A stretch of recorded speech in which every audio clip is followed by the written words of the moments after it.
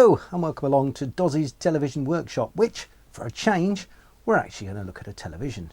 In this video I'm going to take you through the whole experience of restoring this basket case Sony 9-306 UB black and white television set. Introduced in the UK in 1965. It's a dual standard 405 line VHF, 625 line UHF set. And I think it was Sony's first offering in the UK. It was very, very expensive. It was 79 guineas, according to the information I have, which is a staggering £83 then. And in today's money is £1,578, according to the Bank of England. That's a lot of money. But there we have it. Famous for a number of reasons. Possibly the biggest one is there's one on the front of the Sgt. Pepper album of the Beatles. If you look carefully there, you can just see it hiding in the front there. Just to the left of the statue by my finger. Where are we? There. There we go. So obviously the Beatles had one. Probably one each. It was for sales. This one came from eBay. Looks like it's been stored on its side in a lake. It's in awful condition. The back's hanging off. I've not had the opportunity to put any power on it yet. Did come with its mains lead, so that's something. I do have a mint one of these in a box that doesn't work either. So this was originally bought as a spare set, but let's see how bad things are. For today's video as well, I've also done the two camera thing. So over here, I actually have another camera, so we can get some close-up shots. Look at that. This is the set. We've got a VHF turret tuner there. UHF tuner is here. On-off volume down there, vertical hold, horizontal hold, brightness and contrast. This is for setting the light level, I believe, of the earphone socket, which is either for a recorder or for an earphone itself. There's a charge switch, which is used for charging a battery. On the back, we've got external aerial or internal aerial. Awful. The aerial is, in fact, I think, complete. Look at that. Straight and complete and doesn't fall apart. So that's worth something anyway. Seems to be a bit longer than the handle. Wonder if it's not the original part. Anyway, it's in absolutely filthy condition. Let's see what we can make of it. Okay, so we're armed here on the bench, ready to go. Oh. Got our mains lead. I've got a circuit diagram should the need arrive. I'm sure they will, because I've never known one of these come out of the box working, unlike a 990 of course, which is a stunningly reliable set. Right, first things first, I'm going to check the mains plug to check it's been wired correctly and has a reasonably sized fuse in it. It's awful, quite frankly. Right, step number one, it's got a 13 amp fuse in it, which I'm not very keen on. Plug's no longer compliant anyway because it hasn't got the shielded pins. So what we'll do is we will just disconnect it for now, consign it to the scrap bin, and we'll drop the mains straight into my connector over there. In fact, I could use the high voltage power supply. There's a slight fault on the high voltage power supply at the moment. Its variac is in need of a new brush. But it will at least allow us to monitor, see what the current's doing. So I think we'll go that route. Yes, that is truly unpleasant. Right, we'll scrap all that off later on. Horrible. Right. So let me take that into the power supply. This is an isolated supply, by the way. It's not only variable, but isolated from Earth, so alive isn't.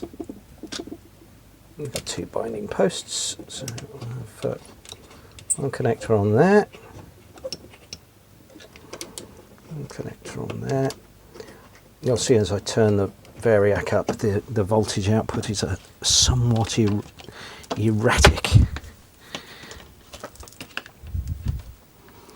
Okay, so we've got a polarised mains lead. Doesn't look particularly safe, I have to say. I reckon you get your fingers in there if you tried. And that fits into the back. Now the back's hanging off on this set anyway. So it's not very helpful, is it? First things to note, you can see in there that the aerial connection is half hanging off, 3/4 hanging off. No, it's in very poor condition. And how does that disconnect? Is that an easy job? Because it's going to be in the way.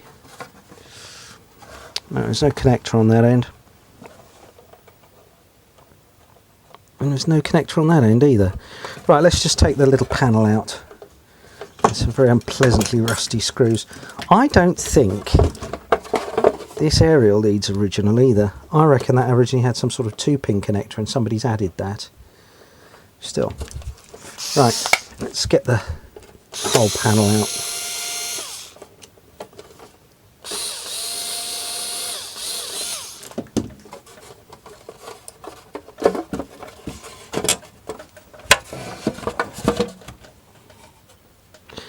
Now if this says ISO on it, it means that the fixings are metric as well, which will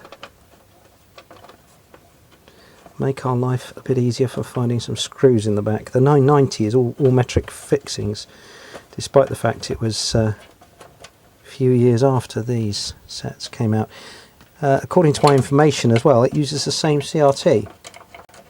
So, not that I've ever seen a bad 990 one. Yet, anyway.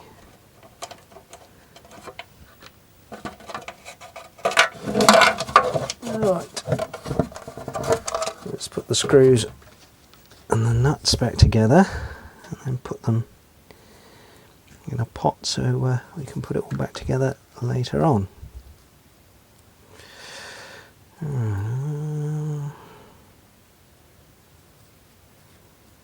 Okay. Right. Put that over here so we can see what we've got. Okay.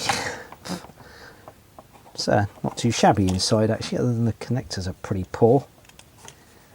It's a electrolytic just hanging in midair, but it's actually connected. Considering all the verdigris etc. on the outside of the sort of bright work, missing on that end, but present on this end, it's not too rotten inside. Plenty of electrolytics that are undoubtedly past their best. Just get my set of seeing eyes in there, see if there's anything. Oh, no, it looks fairly reasonable. Some nice chunky connectors so we can lift boards out if we need. That looks to be the line output transistor in there, 2SC41, whatever that is. Yeah, seems quite reasonable, possibly easier to work on than a 990. Right, should we throw caution to the wind and give it some voltage? There's a bit of broken case. Let's put that to one side. Okay, so this is our isolated mains feed. Interesting fuses down here. They don't appear to be 20mm. I think they're clock fuses, which are slightly smaller. Okay, let's keep that out of the way. Okay, let's pop the screwdriver in there. Right, we've got a set VHF. Mains power is currently off, so let's put that on. 21 VHF, channel 1 is that? Presumably. Right, so turn the voltage up. I'll switch it on first, might work. Right. And it's not drawing any significant current at all. Put this light out, see if we've got any heaters or anything. It would appear not. Okay. I have got it switched on. Ah, charge switch. Remember that being mentioned. Makes no odds at all. Good, okay, so we've got a completely dead set. Work the on-off switch a couple of times just in case it's that which is giving us problems.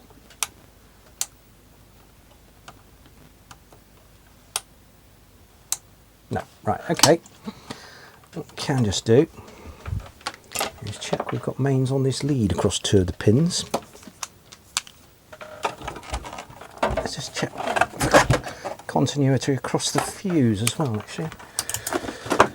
So, good old Fluke 87. Continuity. Fuse is open circuit. Well, that's going to give us an instant problem. So I don't suppose I've got one because it's a clock fuse. I wonder if we can just temporarily fit a 20mm fuse and find out. All right, quick look at the schematic and find out what the value of F1 is. Pom, pom, pom. There it is, F1. Mains battery input socket fuse. F1 is 1 amp. F2 is 2 amps. Where's F2? F2 is on the output of to the bridge rectifier and it looks to be a swinging inductor actually. Just hold that to the camera, see if you can see without tripping on my microphone lead. Right, so F1 is here, feeding the primary of the transformer. F2 is there, feeding the output. So you've got a coil there with a capacitor in parallel across it, generally called a swinging inductor, and it you tune it effectively for the resonant frequency. In this case it'll be 100 Hz because 50 Hz mains plus a bridge rec gives you 100 Hz. So you basically tune the inductor so the thing resonates, and it's much more effective than having just an inductor on its own. Right, so we want a 1 amp fuse. Okay, chuck that in our box of bits. 20mm fuses are up here. Dear old Maplins, long gone now. 1 amp. And it says in here plus 500 milliamps, so who knows? Nope, right first time. Not really going to fit in that holder very nicely. Oh, I don't know. No. Do you know, I was wrong. It is a 20mm fuse after all, not a clock fuse. Right. Okay. Shows what I know. Right, let's try again. Let's turn that voltage down. So put that on. Yeah, right, okay. So, turn it round so the camera can see that way. I'm going to put the screwdriver under the back of it just to hold it up. Plug in the mains lead, making sure we get it around the right way. I don't want to put 12 volt mains up its 12 volt socket. Okay, right, power on. No, we're still not drawing any current. Let's change that charge switch over again. No, we're on, aren't we? No, not drawing any current at all. This charge switch is horrible and corroded. Oh, did we get? We're getting a bit of life. Not much, but some.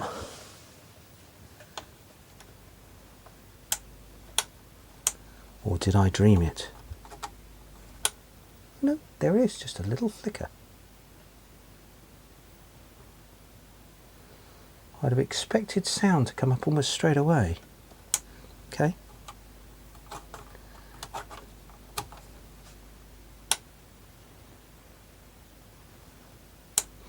Right, I expect from that we are just charging up this first part of the circuit, or in the C903 and C905, just charging up, and that's what we're seeing.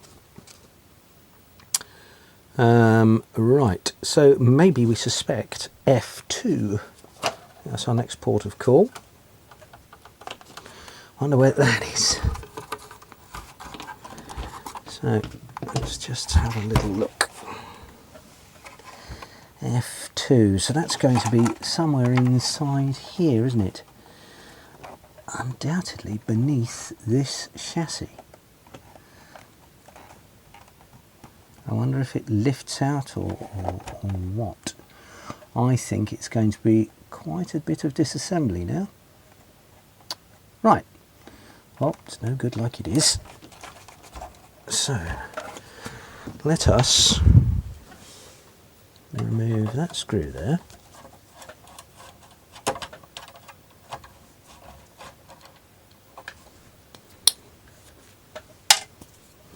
That screw there. So there's 2 screws in the base. I reckon those are the 2 screws that hold the back on as well. Just have a look at that. Yeah, they are. I'll have to find some of those. Hopefully they're metric, like I said. Okay, so that's 2 screws out of the base, and then 2 screws out of the top. I'm just going to lay this on its front, because what I don't want to do is neck the tube as we take the chassis out. Okay.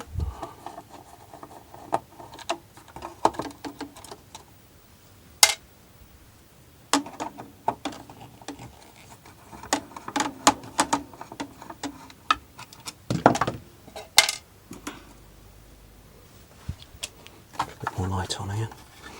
Now, does that ease our problems?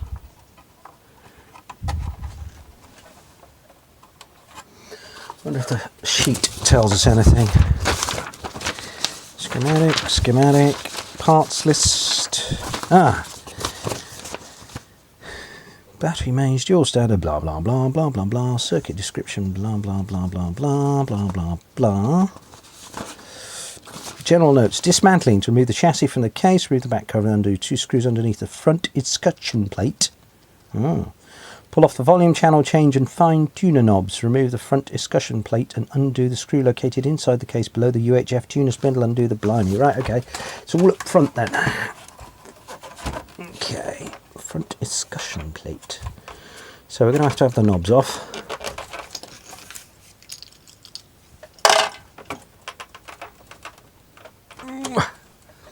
Presumably by front escutcheon plate they mean these 2 here and possibly these 2 there.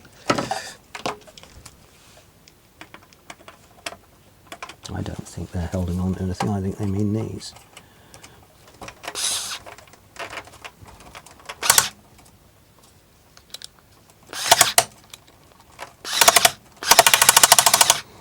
They ain't coming easily, are they? Right. Turn the torque up a little.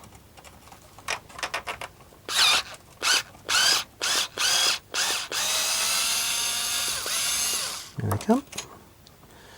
Look at the state of that. Rusty as you like. Horrible.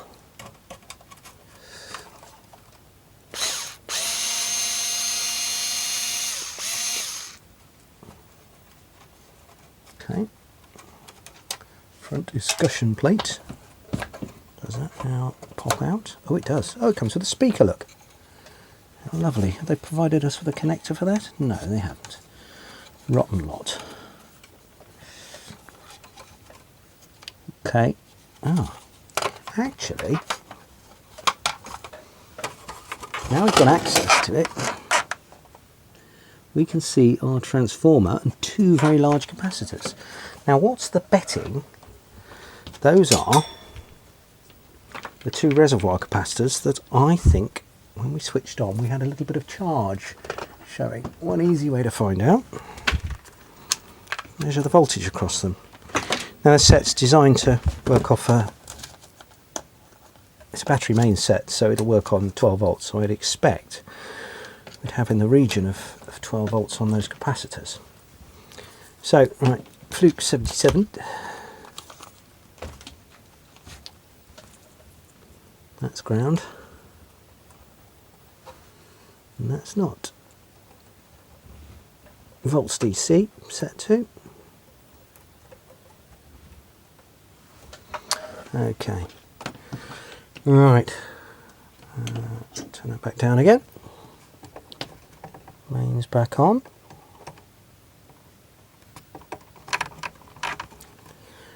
Right. So let's just check we're switched on. Yes, we are. Right. And the clip lead falls off. Swine clip lead. There it goes. Okay. No, precious little on that. Surprises me. I thought we could sort of see a capacitor charging. look on that one. Oh, look at that. You see that? It's 15 volts, the main's not even on, so yeah. Oh, steady as she goes. So offload, we've got 18.5, don't we see that? Let's perhaps you can see it on this one. 18.5 volts. Offload, of course, because the set's not running. So, okay. That's good news. I wonder what the other capacitor is. So voltage is getting that far. Ah. Now that would appear that between those capacitors C409, 904 and 905 is the dreaded charge switch. So I've still got 15 volts on there and I've got nothing on that one. Let's move the charge switch across to its other position and see if anything happens. Nothing at all. Let's put some mains back on. I wonder if that charge switch is open circuit. Wait, blimey. Okay. After I've jiggled the charge switch a little bit, we got some life. Oops, steady. Let me take that off there because that's obviously working. So that heavily corroded and unpleasant charge switch is the root cause of our problems. Now that, I don't know whether you could hear it on the microphone, but we had some whistle, which could be our 405 line stage trying to start up. I think we gently power up and see what happens.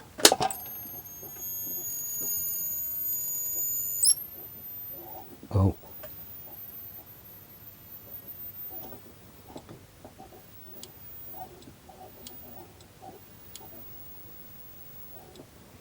Okay, let's change. Oh, we have a spot on the screen. Well, that's exciting. And we have frame collapse. That's very exciting. Okay, can you see that on the camera? Does that come out? Let me just have a look. Oh, yes, that's called frame collapse. There's no vertical scan, so just give it a bit of a... I'll tell you something though, that tube's beautifully bright. That's really encouraging. Okay, we got any sound? Horribly crackly volume pot. So yes, that's working, but we've got no frame stage. That's not much of an issue. Let's change to 625, see if... Ooh, didn't like that much. Okay. Unsurprisingly.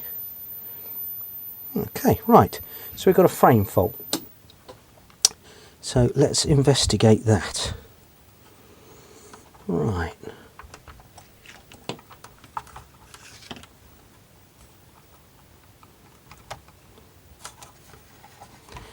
So where is the frame? I'm just going to put this escutcheon back. Just gently rest it there for a minute. Let's find out what the frame stage is made up of. Oh, okay. Should have sticky taped these together really, shouldn't I? Right, frame scan. Oh, it's always on a gap between two pages, isn't it? 1v2 v3, which is our EHT multiplier. So we've got, let's hang that up there. So our frame oscillator, here we go, height, frame linearity, TR702 and TR703 is our frame output. HT comes by L701. Wonder where they are. But now we know. Let's have a little look. Okay. So we have a picture here with some parts and where they are. Channel change and selector, IF panel, AM sound panel, filter panel, which is a sound trap I believe. Time base panel, TR703, set bias, here we are. So this is the panel here, is our time-based panel, unsurprisingly, because it's got the line output transistor. And presumably that's our frame output, TR703. It is.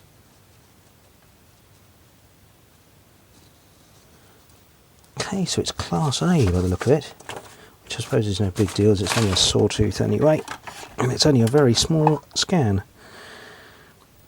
So, do we want to liberate this and see if we can get any height out of it first? What pots have we got we can play with? Frame height, linearity, 701 and 702.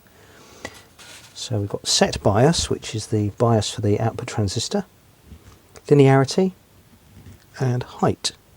So I wonder if we scratch those about, we could squeeze any height out of it and let us know how far off. I'm not going to touch the bias, because if we destroy our frame transistor, we've got to find one.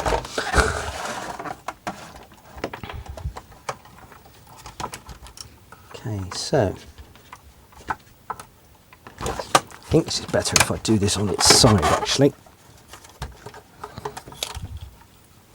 Let's take that out of the way where it can't short against anything. So obviously there's two aerial leads in one side screened case there, obviously separate for VHF and UHF. Right, that goes around that way. We're going to need a tweaking screwdriver. This one looks suitable. Yeah, plastic things on them. So, okay, make sure that comes up with frame collapse again, which it does. So, what have we got?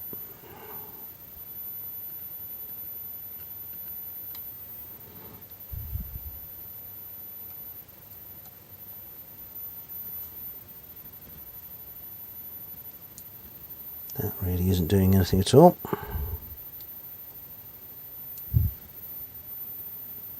And that really isn't doing anything at all. What are those two pots? That's field height and linearity.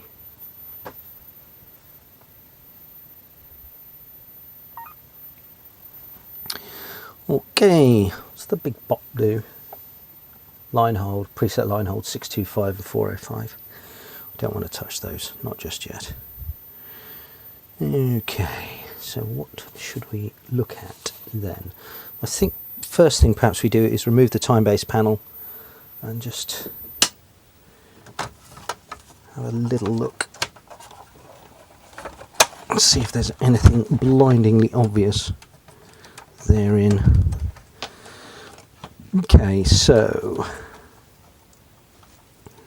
what connects to the time-based panel? Both of these do. Are they identical?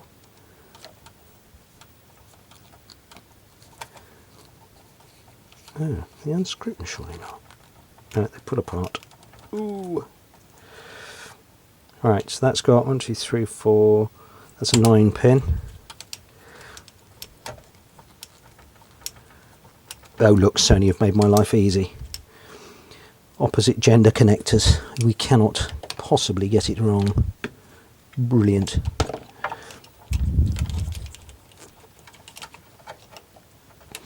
Okay, there's an earth wire going to there. There's a lot of wiring at the top here, presumably goes with a line output transformer, which I presume is in that box. And this width control here, which is mounted on that bracket. Let's just eliminate the screws and see how far we can get.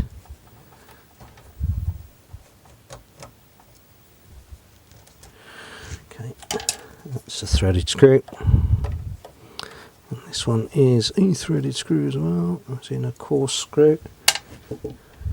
Does that help us out? Oh no, the line output transistor is bolted to the width control, which is all on this bracket up here.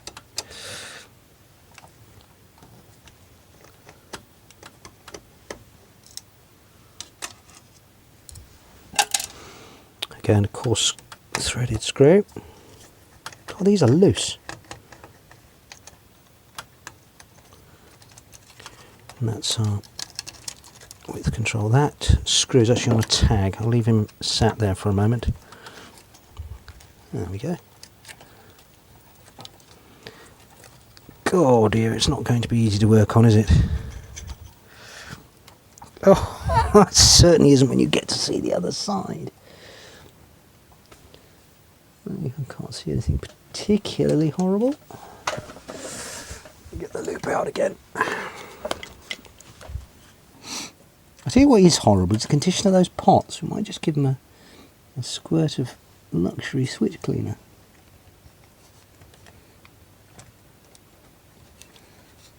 There's a 50 mic capacitor there. It's alright. Some dusting brush. Let's evict some of the wildlife that's been living in here. Nothing particularly untoward. Lifted print on that preset hold control, but that won't stop it from working. Somebody's patched it up, possibly the manufacturer. So, okay. I think what we need to do first is give these controls a little squirt of something lubricating just to check they're alright. I'm just going to put that screw back in before it loses it.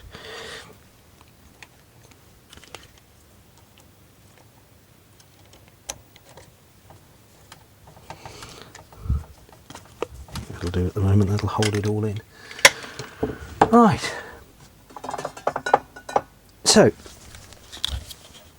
bit of the old magic service-all, an impossible to remove adult-proof cap. Where's the little straw gone? Somebody's had the little straw away already. Thankfully I always keep them. Never seem to stay around long enough. So, that's our bias pot. Linearity, height, and the 2 preset line controls. I'm just going to move each one a little bit to put it back to where it was. Cool. Oh, come on, which is that? 405 preset line.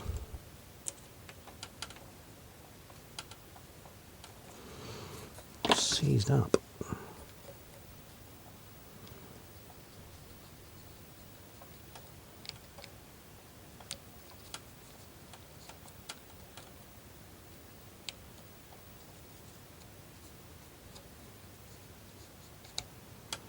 I'm just going to gently move this bias preset, if it'll go. It's not happening anyway.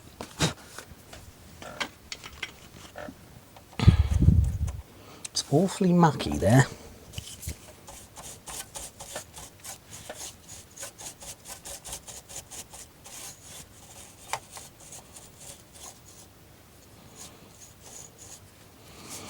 Right.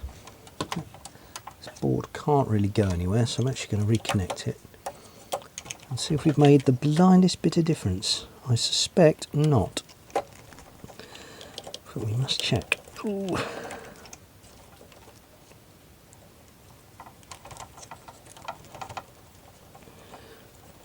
So far we've got the power supply going and we've got the line time base running with very little effort at all, so that's good news. I'm going to put this speaker discussion back on, I think. Unless the chassis does have to come out in a minute. Do a couple more tests before we get really in depth. Where's our mains lead?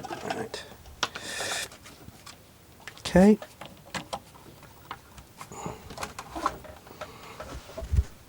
I'm going to put it aside again so I can get at the controls. Just check things shorting out. Should stop moving around. Okay. Wait for that tube to warm. Okay, we've got frame collapse still. Just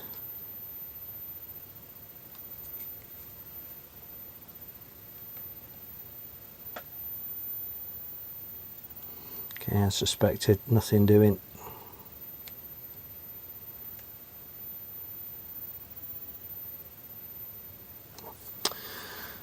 So vertical hold is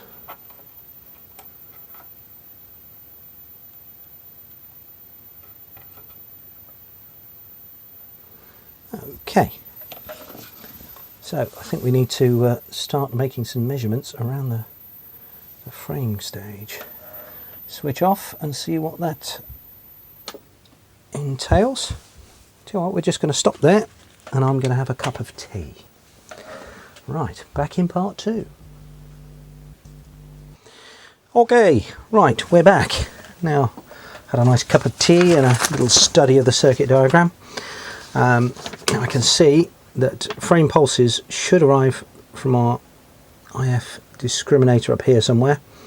And they're going to enter TR701 and then out of 701 onto the height and linearity pots, which is also fed by that, coupled with to this feedback loop here via a capacitor. Now if that cap was open we'd have nothing, I would think. R714, that's actually HT, so yeah. Okay, we should expect some pulses, frame rate on the height pot. So I've got the oscilloscope connected here, and let's just set the scope up. DC, let's have a little look. So switching on, check we've still got frame collapse, and it hasn't magically fixed itself. No, still got frame collapse, right, so I'm going to probe this pot here.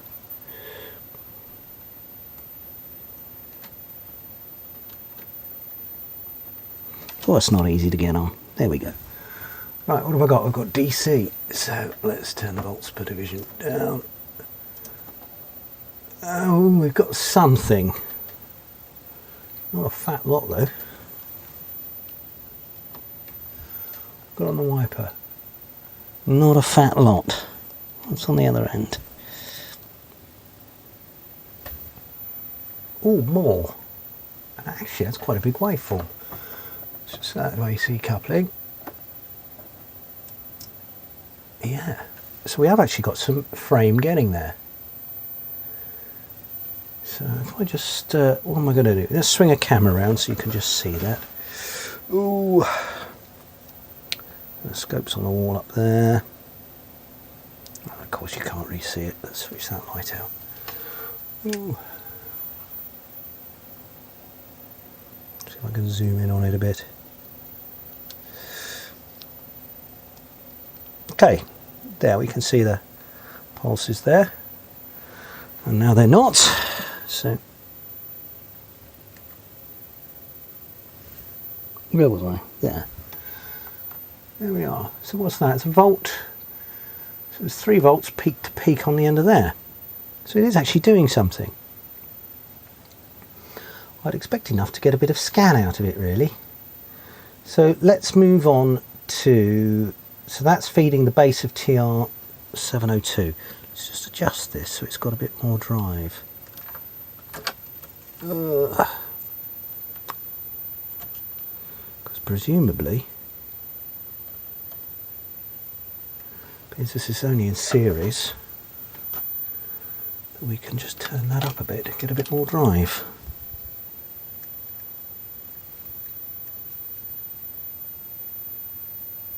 Right, here we go. So we've got quite a bit of drive there now, and we've still got no frame scan. Okay, so on the collector of TR702 is its output. TR702, set bias for the CR703, which is its main output transistor. So R708, we should have quite a lot of frame going on there. Where's R708? Ooh, R706, 707.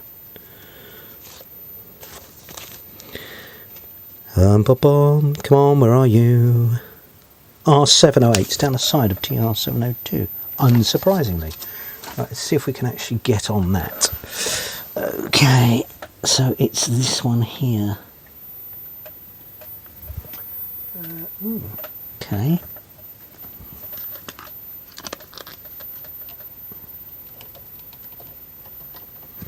Just power down and put this in a better position. I keep treading on my microphone lead, which is never going to do me any good. Let's put that in my pocket a bit. Okay, so let's just move this down like that. Mains is off. That speaker discussion keeps falling out. Let's put a screw in there before we go any further and break it.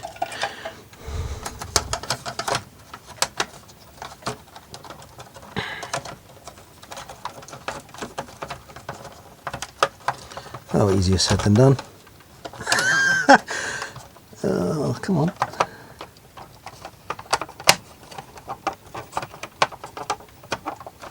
Well, it came out all right. It's got to go back in.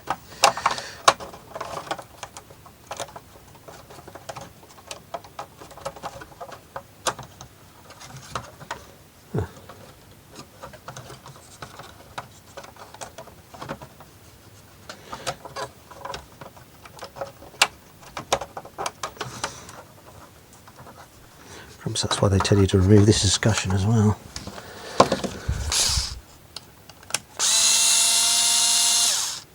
Two very small coarse threaded screws in there. And that discussion should remove. There we go. That should make it easier to fit this back in. Ah, perfect. Fit that silver thing back on afterwards.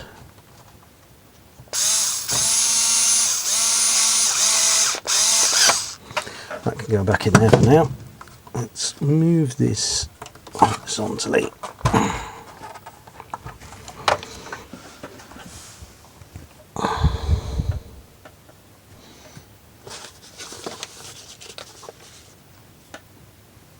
C703. It's this funny looking thing here.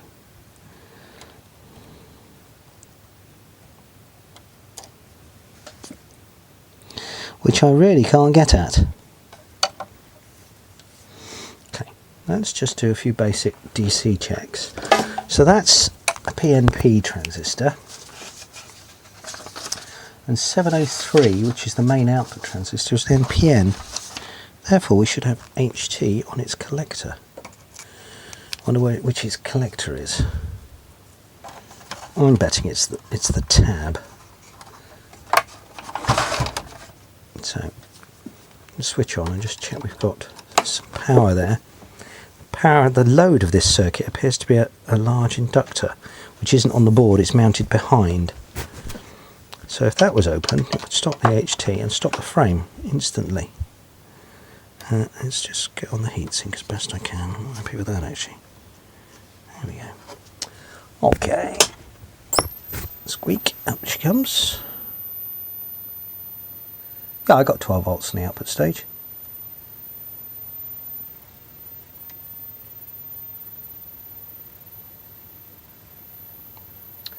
So we've got HT there. That's good news. Now how on earth am I ever going to measure what's going on? Let's put this back down here. Oh, I don't want to leave you without. Oh, wrong way. Come back. There we go. Leave you out a view. So we've got 12 volts on the collector. So we're just not being driven enough, are we? There's my circuit again. So I don't like these multiple page things, but such is the need these days. Okay, so we've got a lot of coupling caps in there that are marked as being electrolytics. What's the betting they're not anymore? C704, C706 and C707 are all the coupling caps. The frame linearity is a funny thing. Good Lord, that's where there's like a boost rail coming in. No, it's not. That's pulses. Ah, so they're the frame pulses coming in. I see, and modulating the bottom of TR702. Right, I think the time has come to remove that board and change those three electrolytics. Okay, right, let's disconnect the mains lead. Let's get the scope probe out the way. Liberate the time-based board again.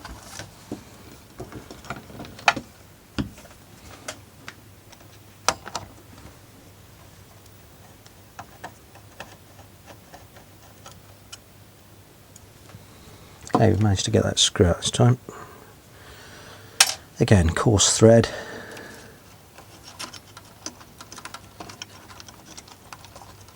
Ooh. Yeah, this is going to be a little bit awkward to get at. Okay, so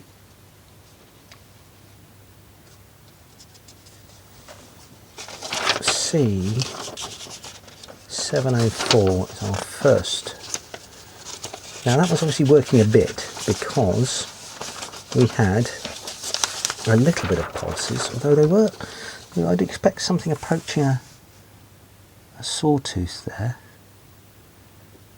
Plus or minus a bit of linearity, but that's fine. So C704, which is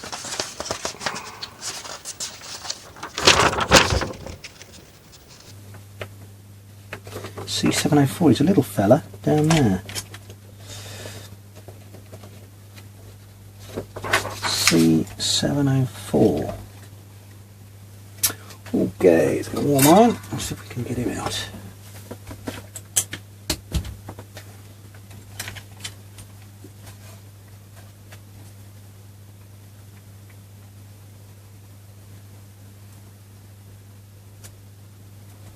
Typical of Sony of the era, they sort of put the legs through the board and then solder them onto the nearest available track. A little bit awkward to get at.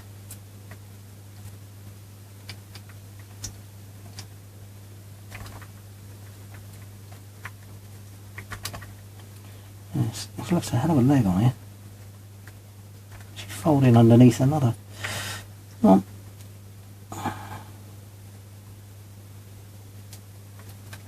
Where is he? Well, that's one. One's over here. Ah, there he is.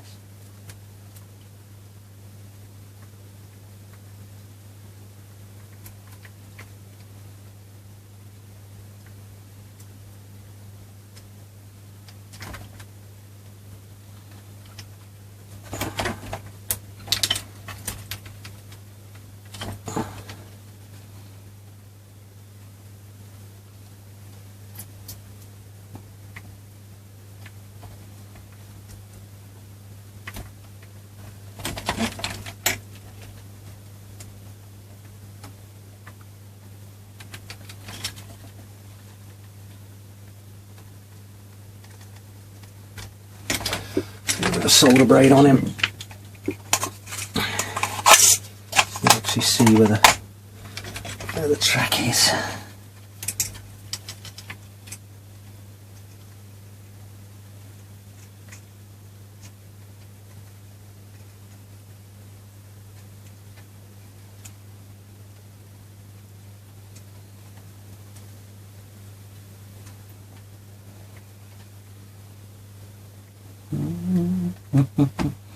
I got him. He's coming.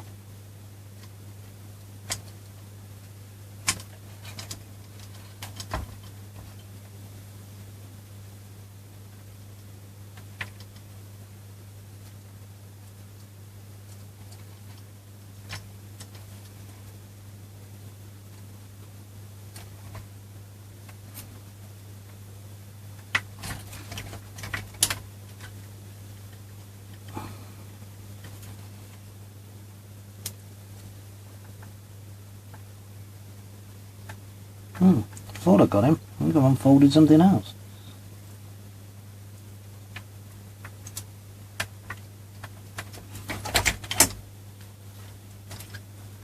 Right down here. What's that one?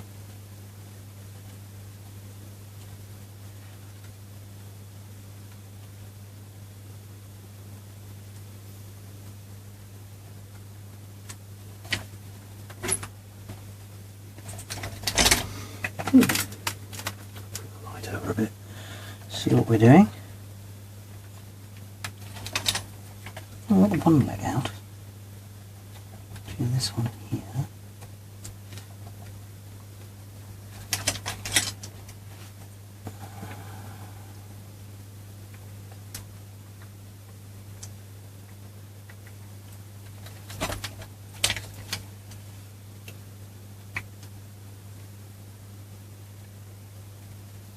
C704 couples at the bottom of the height pot, which is that Thermodad. Yeah, bottom of the height pot. It's got to be that pin there.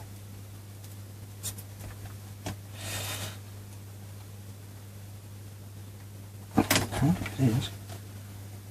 Oh, it's got to be just in front of the height pot.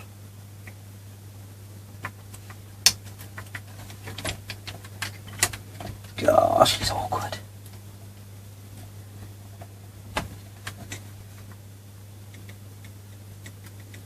There it comes.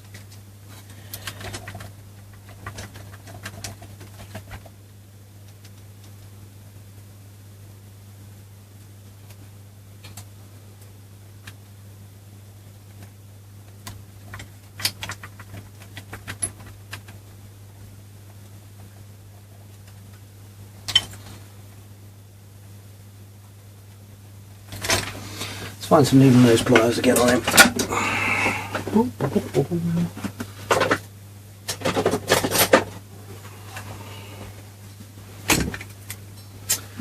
Okay.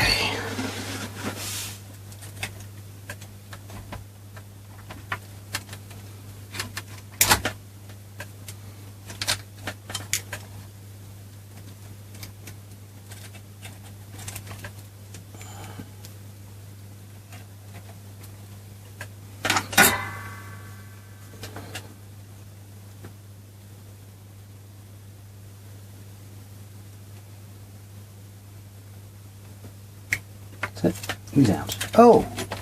And he's horrible. And dropped it.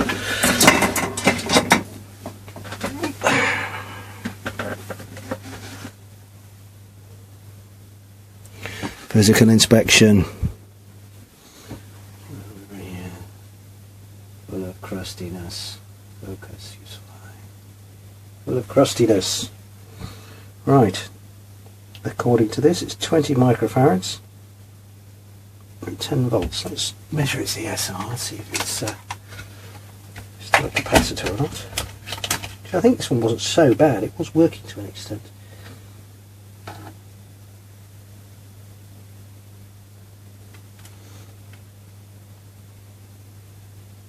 .9 of an ohm. Well, it's either leaking like a sieve, or it's actually very good.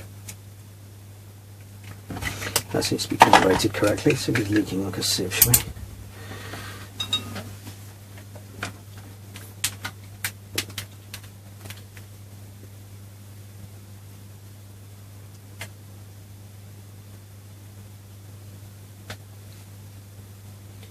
Does read very well.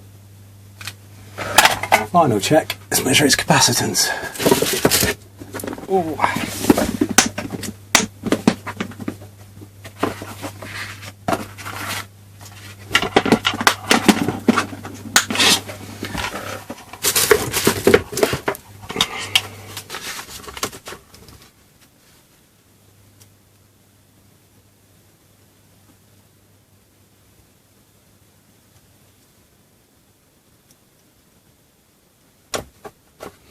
Right, analysing in 4 seconds. Let's just jump through that. 32 microfarads. What is he supposed to be? Supposed to be 20. Still don't like the fact it's crusty. Let's treat ourselves to a new one. So,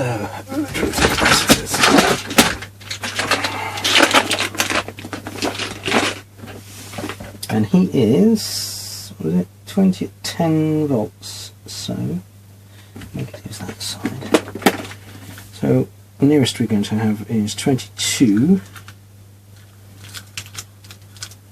What have we got here? That's 22 at 16, about the same size. Back over there.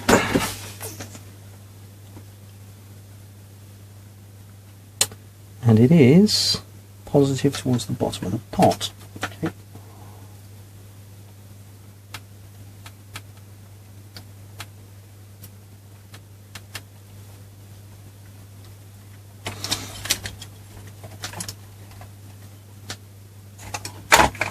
Now we reckon he's alright. But even so, I'm not fitting an old part back in for the sake of a few pennies. So soldering stuff.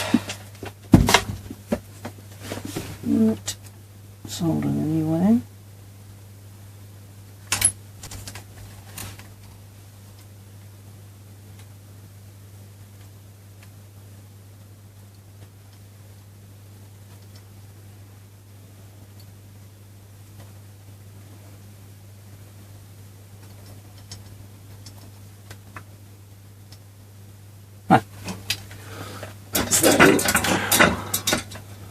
Chop the legs off, we will need the wire cutters. Try not to drop the microphone lead.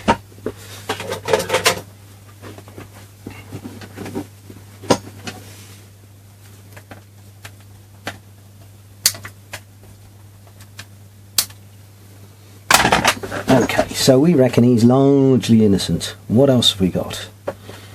Now at the top of the bias we've got C705, not the bias, it's the base bias for that TR702. We have C705, C703.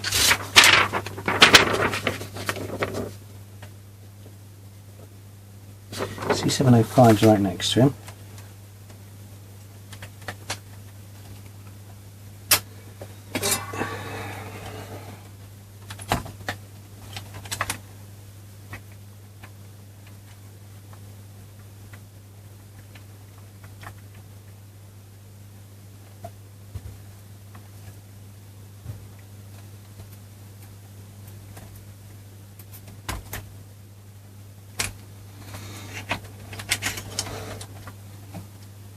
Print is remarkably robust. It's very nice to work with, even if the fact that they've sort of coiled all the ends of the components under the tracks aren't.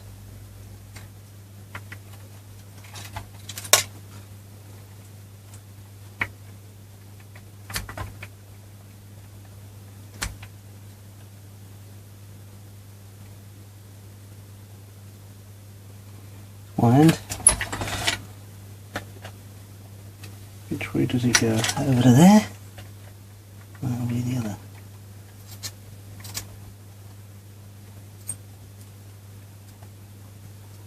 Gosh, a huge leg on him.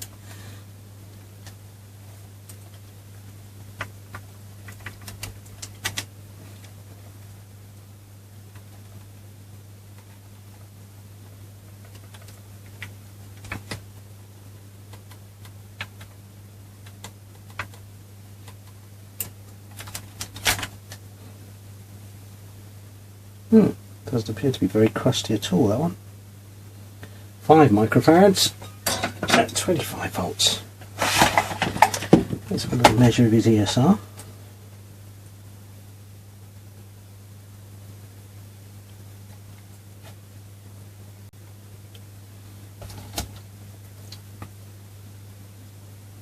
Ooh, horrible.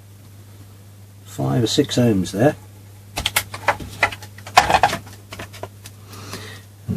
A lot less than that. Let's just have a little look at its value. 25 microfarads. He's supposed to be 5 microfarads. I bet he's leaking like a sieve, that one. Okay, so 5 microfarads. We'll settle on 4.7 because that's what we've got these days at 25 volts. 4.7. 25 or better. What have we got? 4.7 at 63 volts, he'll be absolutely super in that location. C704, what are we on? Sorry, C705, bottom, earthy end towards the pot. Okay.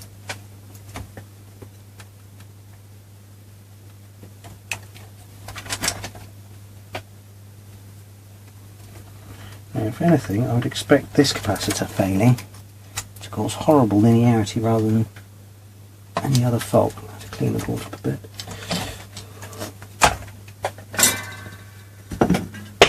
There goes the switch cleaner. Should have put it away.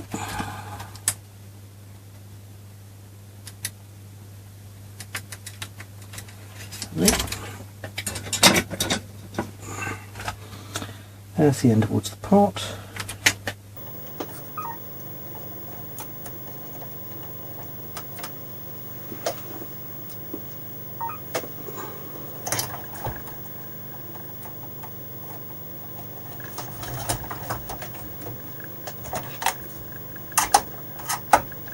Do a proper screwdriver in the middle, hold the board up while we work on the bed. Bonnet stay on a car, just the job. Right. Okay.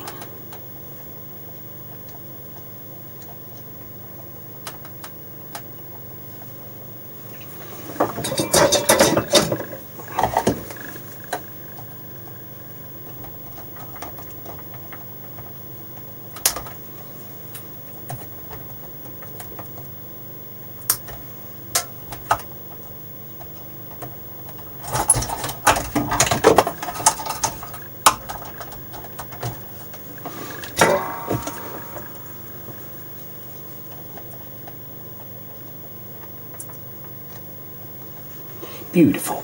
Okay. Right. C705.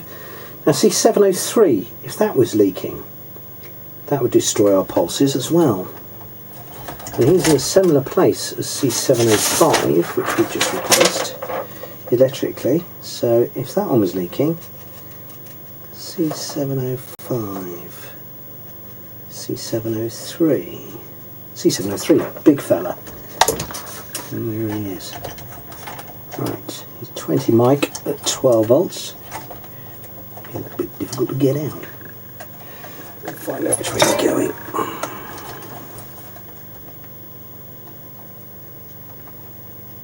One side of him. That's the other. Okay.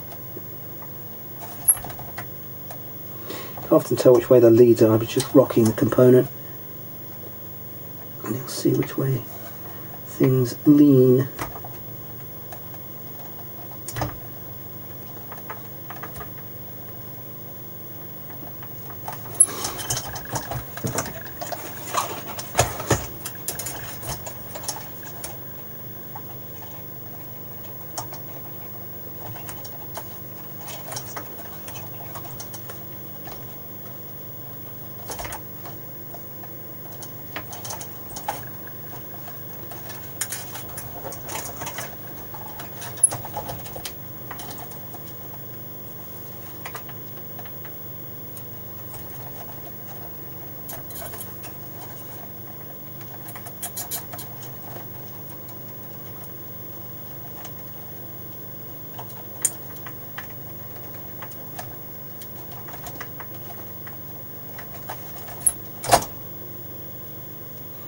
Some signs of leakage, but we don't know how it's been stored, do we? Okay, 20 mic, 12 volts. Measure the ESR.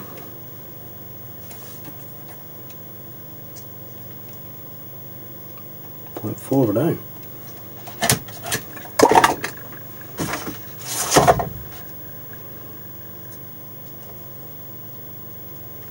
Capacitance 100 microfarads. Don't you believe it? That is also leaking like a sieve. So 20 microfarads at 12 volts. Let's go for 22 microfarads. What have we got? 22, 220s, 100s, 220, 22.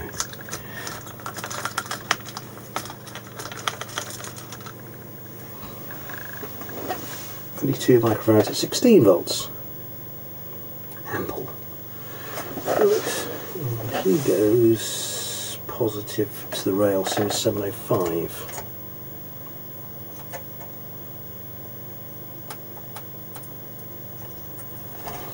Bring the board up.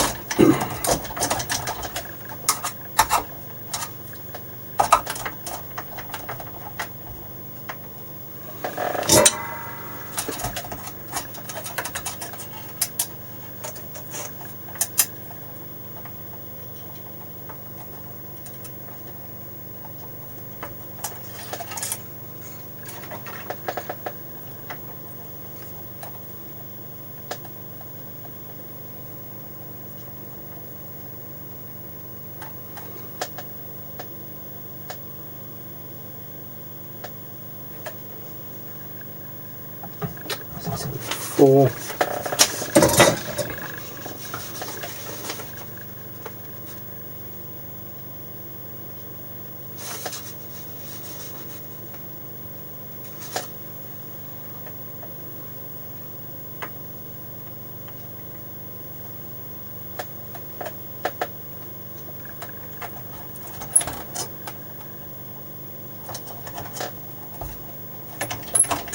I reckon I've fitted that capacitor in the wrong way around, you know. C704.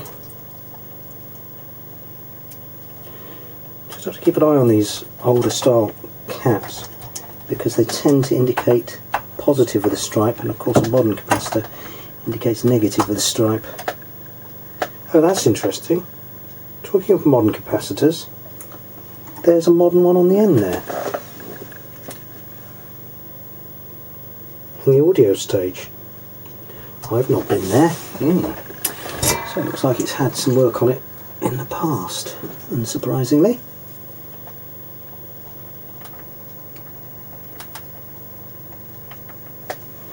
So I've got that one around the wrong light. Let's just take it back out and put it back in the other light. So it should be earthy end towards the pot. Yes, silly Billy. That would have gone up in smoke, wouldn't it? Still, maybe one for the outtakes, wouldn't it? Ooh.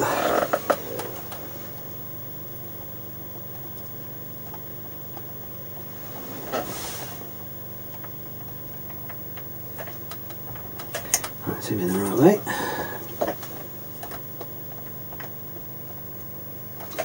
Snip the legs off.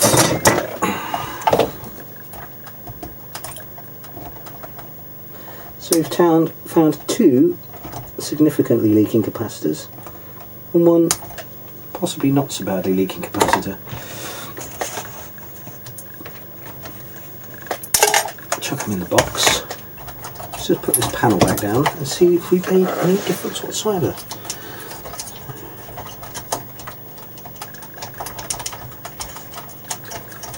We can drop back in. Let's have a those lovely screws.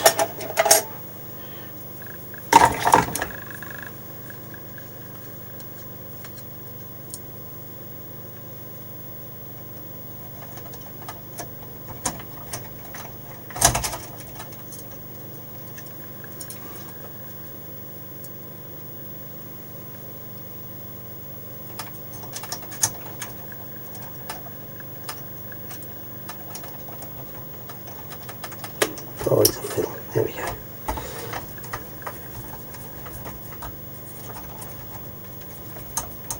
In there somewhere. That's it.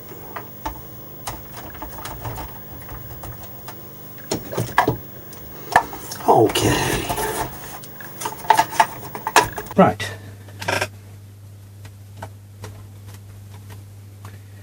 So, let's see if we've got any improvement. Oh, I can hear frame running. And sure enough, we have a scanned raster. Still not happy, is it? It's creeping up a bit at the bottom as it warms up. Ooh, it's jumping all over the place. There's probably some very unpleasant scanning going on the camera because it's all up the wrong way. But we have a raster of sorts. That's good news. If we adjust that bottom linearity out a bit. Linearity is this one here.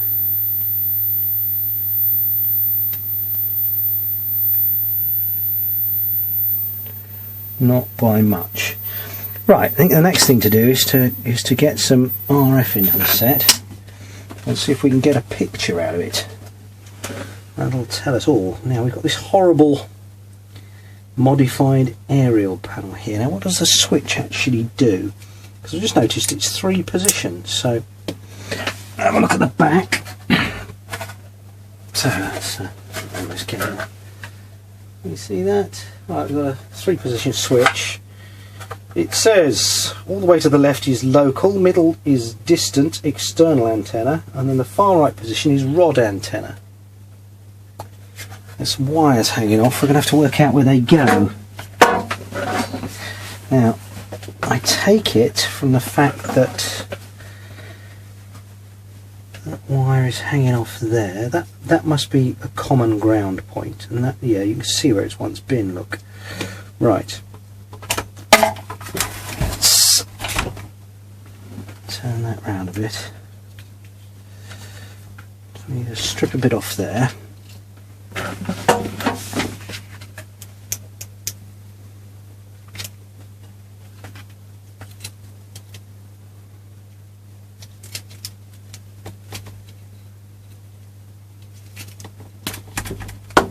Okay.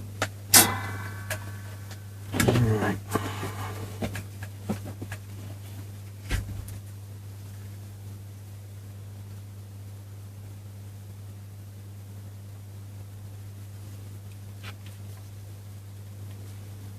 I reckon that must have lived on there. Cool. Tell you what, I reckon the braid just goes to the body of the switch. Yes, it does. Crumbs. How this ever worked, I don't know.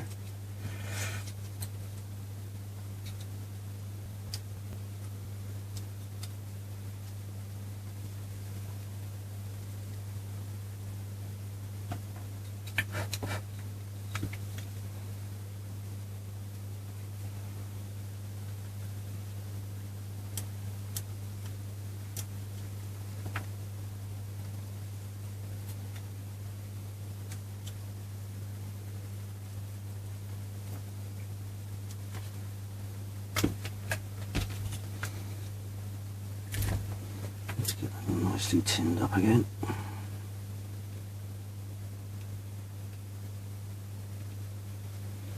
It's better. Okay.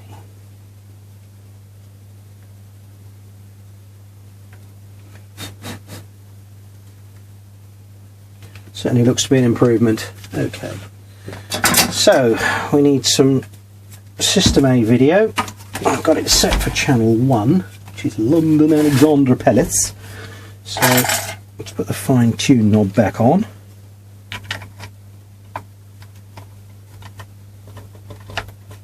Okay. And the selector knob. So that is round there. Already set to channel 1, I think. Oh no, channel 1's round. No? 4, 3, 2, 1. Okay, that's channel 1. And on this coax here should be some 405 line video. Let's see what we get.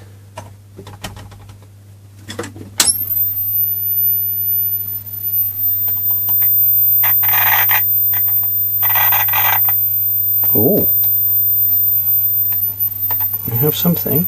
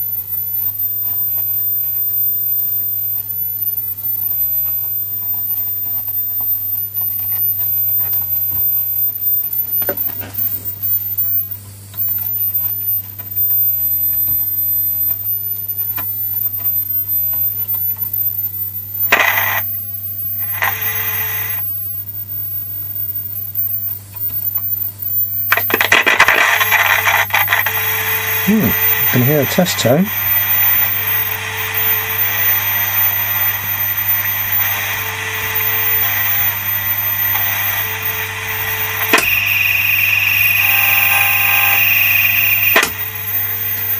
Not a lot else though. Right, okay. Let's just move this switch across again.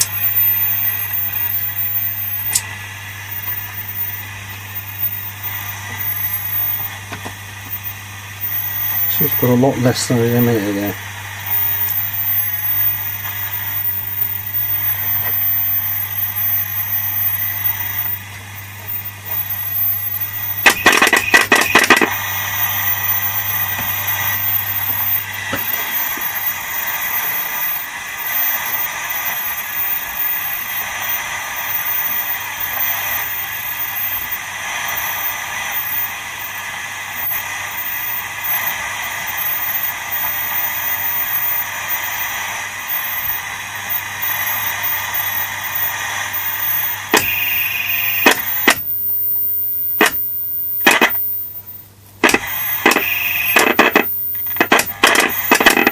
If they've just got a noisy switch or what. Because I had a test tone and now I haven't.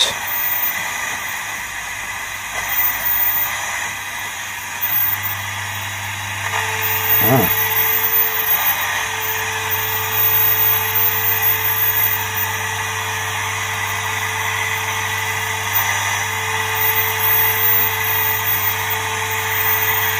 I'm just going to make sure this coax is not actually shorting out anywhere, because I'm not convinced it is. Oh, let's pick up the loop and have a good look. Right. Okay. Now you see that's dead short there. Oh, is it? No, maybe not. It's a horrible job somebody has made of it, that must be said. Right, let's just give that a go again. There's the coax.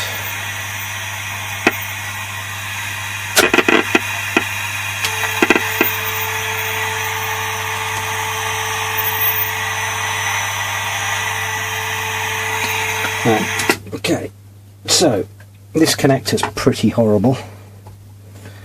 Well, the state of the coax is in there. It's lose a little bit off the end. Remake it. The coax actually doesn't look in bad condition. It's not sort of green unpleasantness, unlike the connector.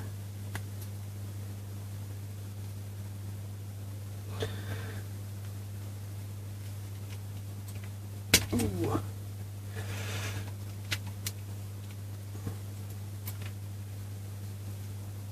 Because I really don't know what's been done to this switch. It's all this sort of balun arrangement. It looks horrible, to say the least. Ah, there's a wire broken off here.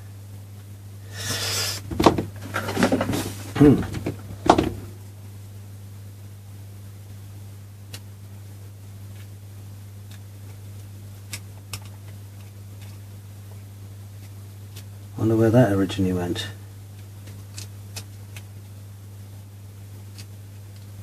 What's all that? Have we got any information in the service sheet? Surely we must have.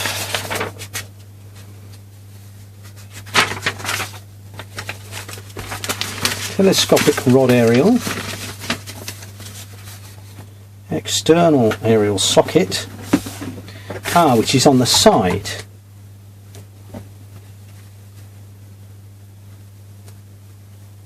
So, I wonder what happens if we put an aerial in there. Now that I can do, because somewhere I have an adapter. Oh, let's have a little look. There it is. Aha!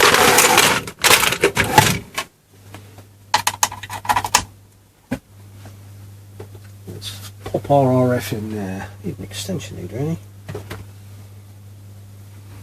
Move the set a little bit.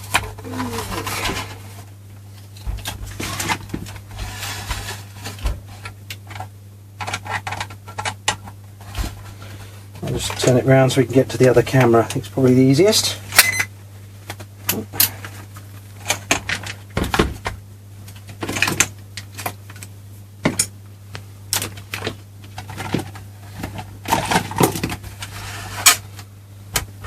Whoa! Where's that screwdriver handle? Oh, the chassis holder in the right place. Okay.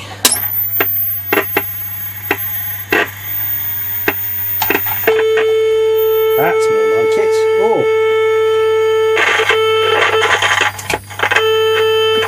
Right, the line holds out.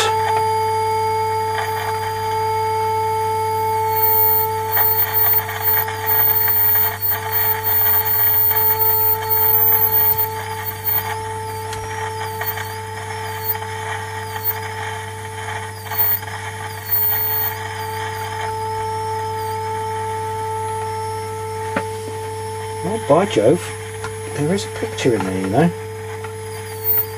line hold control's horrible.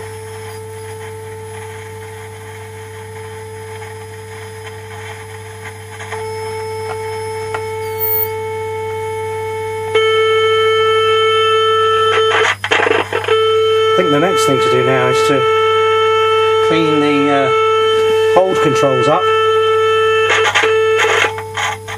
and that horrible scratchy volume pot as well, and then we can actually see whether we've got anything. Now there is a 405 line preset, perhaps we should just examine that, and it's on the time-based panel. 405 line VR601. How can I get at that while it's all going? Let's switch off and come back. So, move the aerial socket out of the way because that's horrible. That will need sorting. I have to do this when you can't see me, I think. Doesn't help. Let's just stop for a second and go and find an RF lead. Bear with me.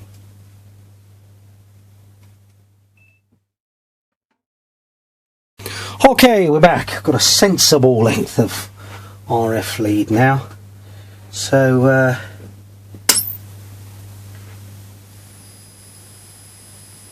let's just check we're back where we were. A little bit of frame roll.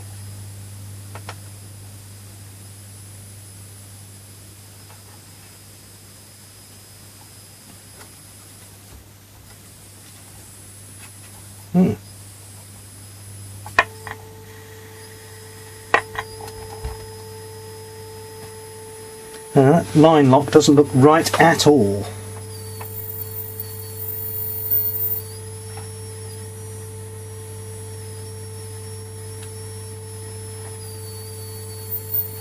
Now it should be 10 kilohertz, so I don't know what it is at the moment.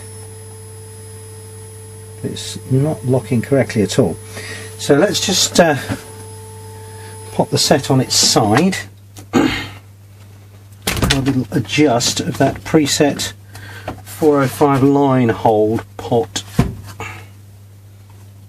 That aerial lead out of the way again. It means it's being exceptionally troublesome. We'll come back to that.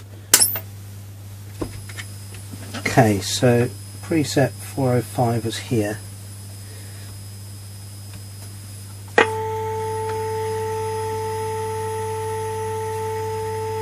Very much seized up actually. Just get that.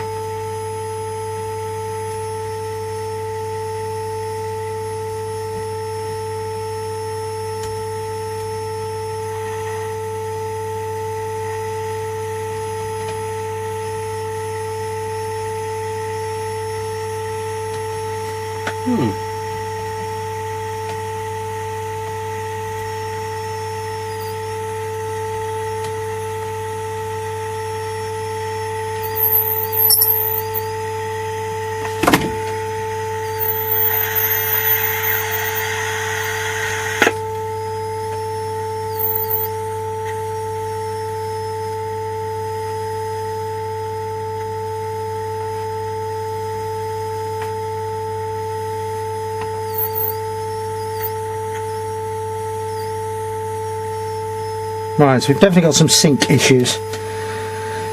So, that is sort of working quite reasonably.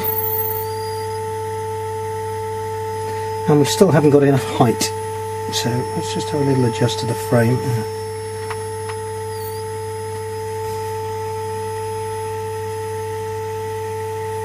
Still height's working, linearity's off still.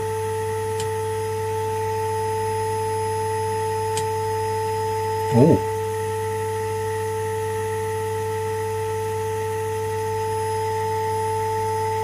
Do you know what? That's not too bad. I noticed something else is wrong, is the interlace is far out because we're just locking on the wrong half of the line by the look of it. I just can't do anything pleasant with that pot. It appears to have sort of seized up a bit. Oh.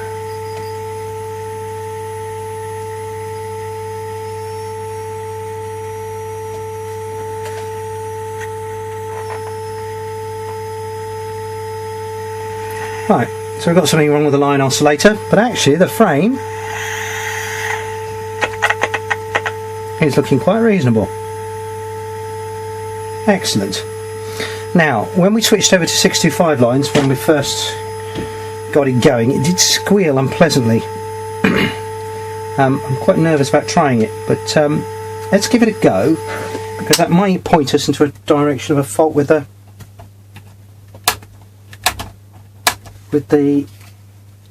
discriminator altogether.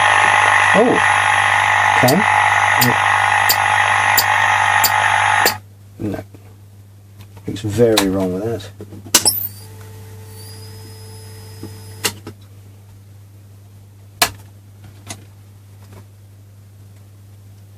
So we just adjust that about midway.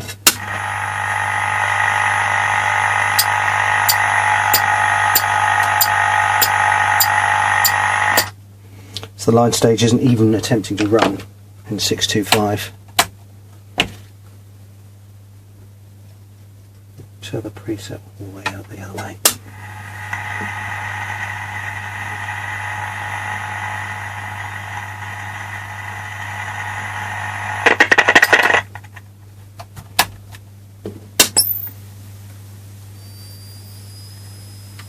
Getting 405 line, it's more than happy. Okay, so we've got a fault in the line oscillator. Do its time-based panel out again, and that's where it's going to end for today, because it's getting late in the day, and I shall resume this tomorrow evening when we'll have part 2. Right, see you later.